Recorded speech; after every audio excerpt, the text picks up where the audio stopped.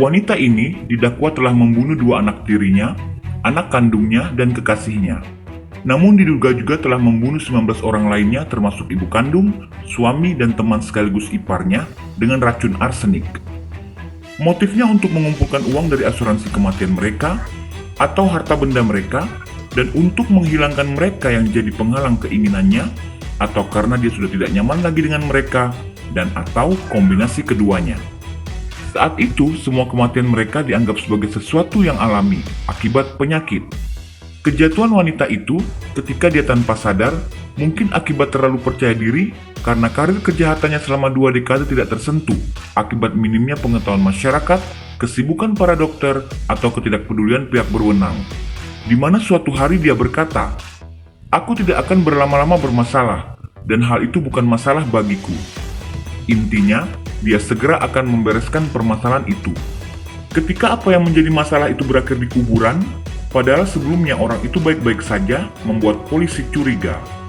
Seperti kebanyakan kriminal yang ingin menghindari hukuman berat atau agar terhindar sama sekali, dia bersikeras mengaku tidak bersalah sampai akhir. Padahal bukti nyata dan akurat bahwa dia telah mengambil nyawa orang lain sewenang-wenang tanpa hati nurani. Sehingga walaupun dia ditemani anak tidak sahnya yang lahir di penjara pada persidangan pertamanya, tetap saja hukum menghukumnya tanpa hati nurani, sehingga dia harus berkencan dengan algojo di tiang gantungan. Dia adalah monster berwujud manusia, pembunuh berantai di zaman Victoria. Siapa dia?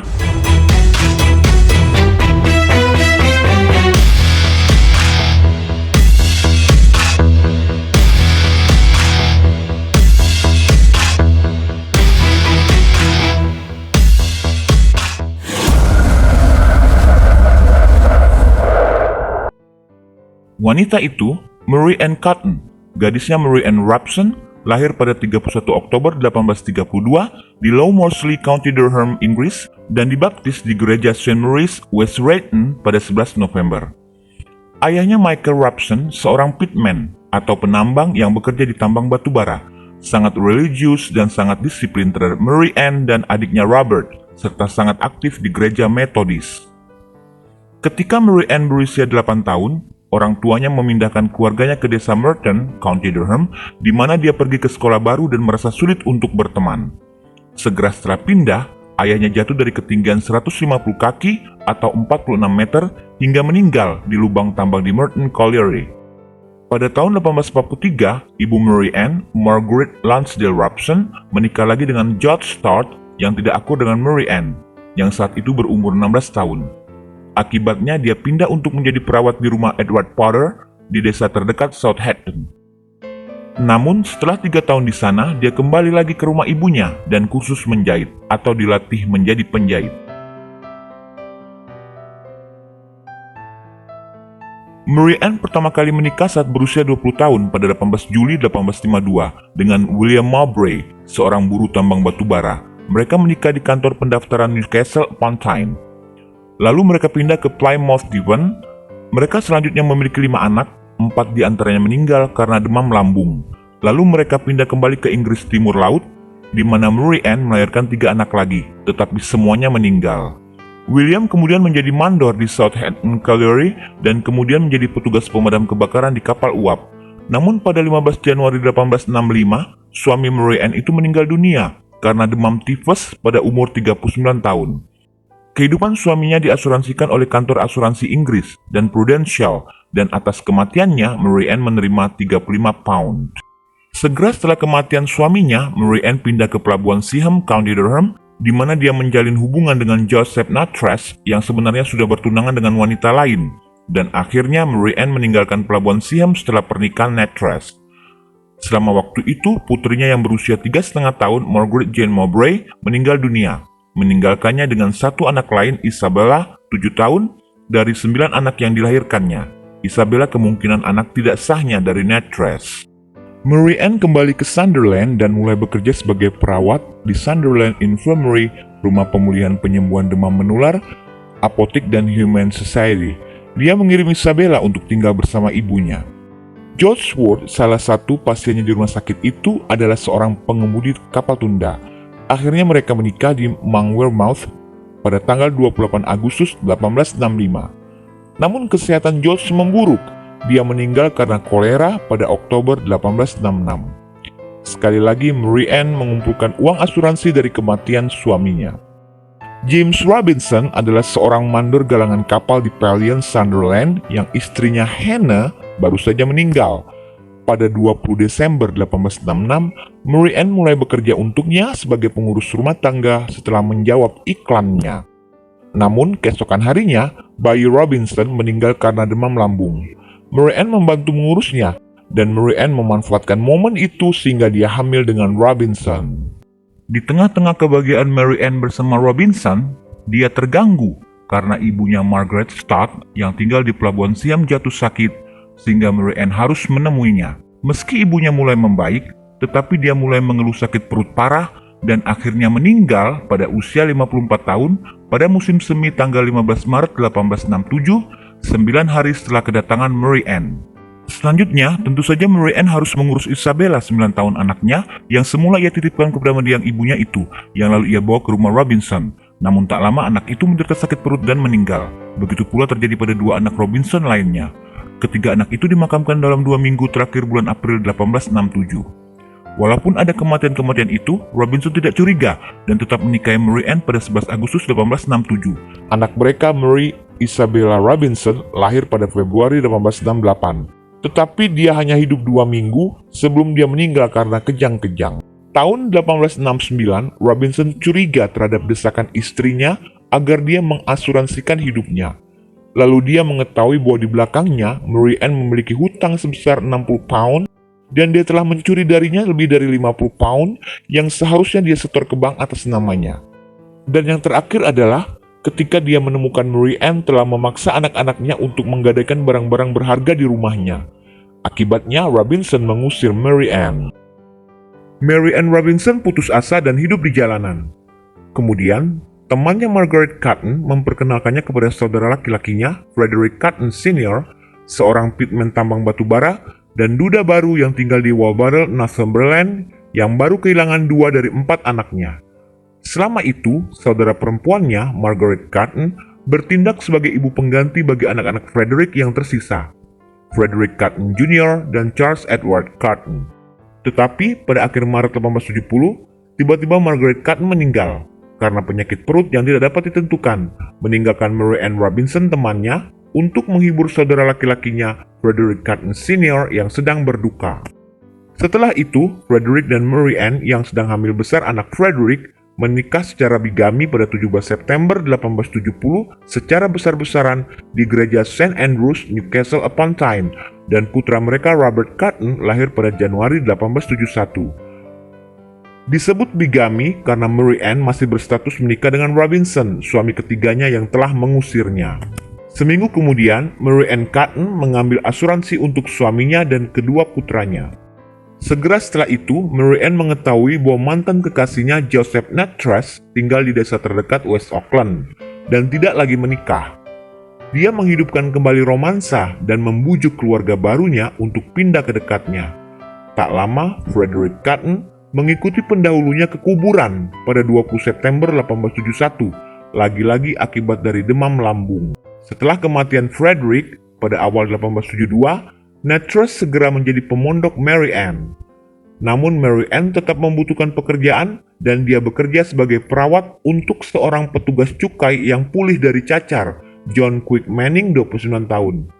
Tak lama, Mary Ann hamil olehnya, anaknya yang ke-12. Lalu anak tirinya, Frederick Cotton Jr., 10 tahun, menyusul ayahnya ke kuburan pada Maret 1872. Dan bayi Mary Ann dengan Frederick Robert Robson Cotton 14 bulan tak sempat mencapai pubertas karena kejang gigi.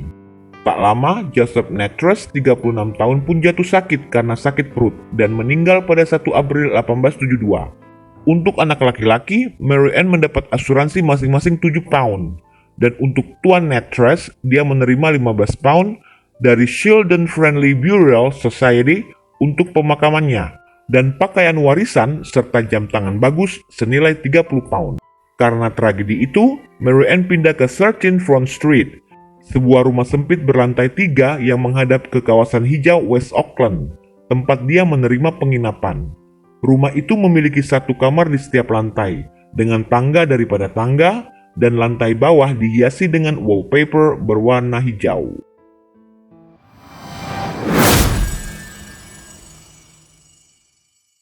Masih di tahun 1872, di desa West Auckland, Durham County, suatu hari, Mary Ann bercakap-cakap dengan Thomas Riley, seorang pedagang grosir dan pedagang tirai di Auckland Barat, yang juga merupakan asisten pengawas orang miskin.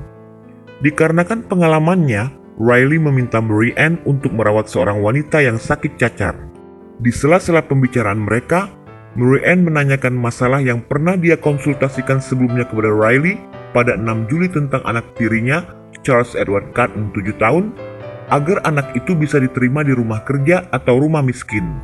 Rumah kerja atau rumah miskin adalah institusi yang dibangun pemerintah di mana mereka yang tidak mampu menghidupi diri sendiri secara finansial ditawari akomodasi dan pekerjaan.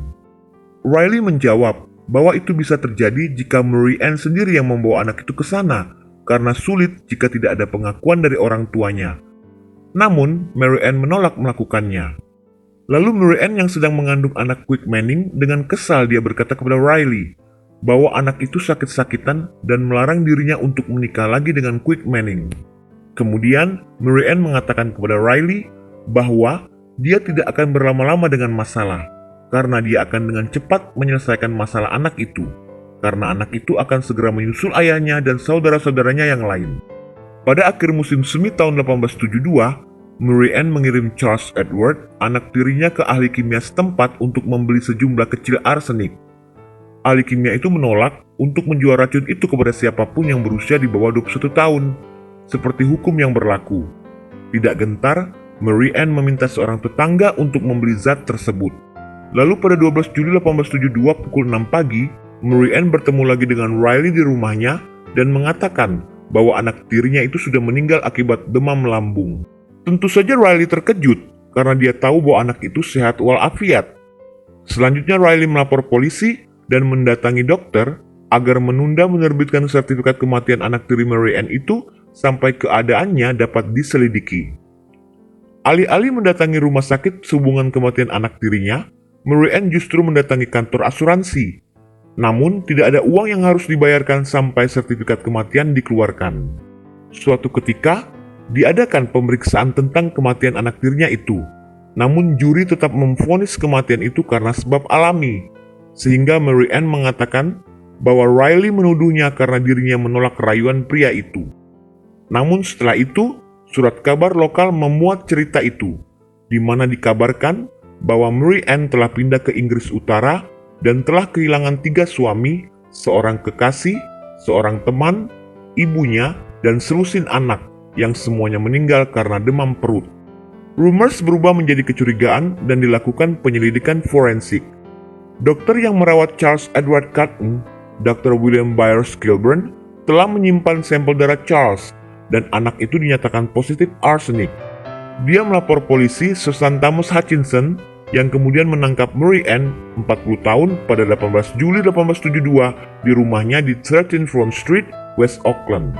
Kemudian pada 26 Juli 1872, tubuh Charles Edward Cotton digali dan jejak arsenik yang signifikan ditemukan di usus, hati, paru-paru, jantung, ginjal, dan feses bocah itu, sesuai pernyataan yang dinyatakan Dr. Thomas Cathergood dari Fakultas Kedokteran Leeds yang bekerja sama dengan ahli toksikologi di utara Inggris.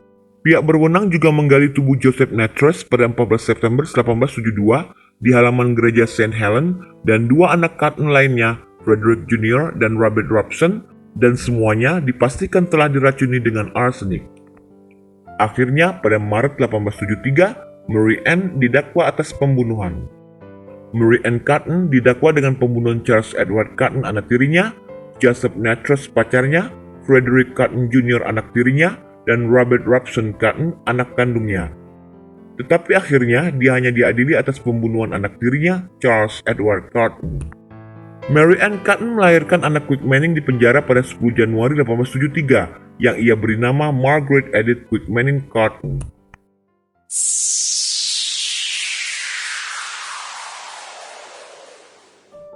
Persidangan Mary Ann Cotton dimulai pada 5 Maret 1873 di Durham Spring Assize atau Durham Crown Court, dipimpin Hakim Sir Thomas Dixon Archibald.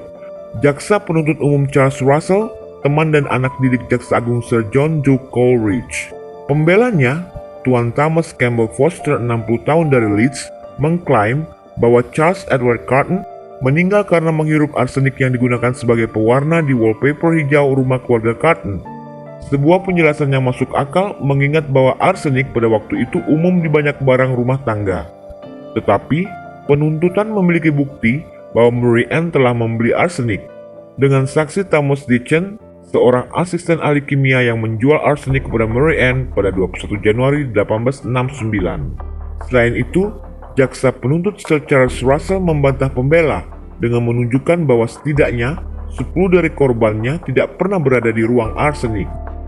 Juri rehat 90 menit dan menyatakan Murray Ann Carton bersalah dan dijatuhi hukuman mati pada 8 Maret 1873.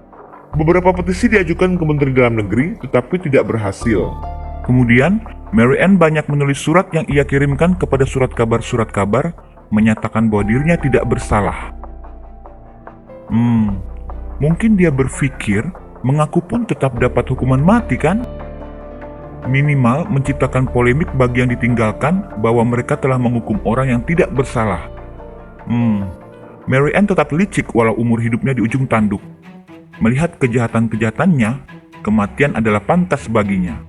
Dan walaupun copycat Mary Ann silih berganti bermunculan setelah dia, betul?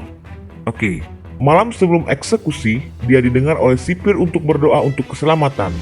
Doa yang termasuk James Robinson, suami ketiganya, dan satu-satunya yang melarikan diri dari kecenderungan pembunuhannya.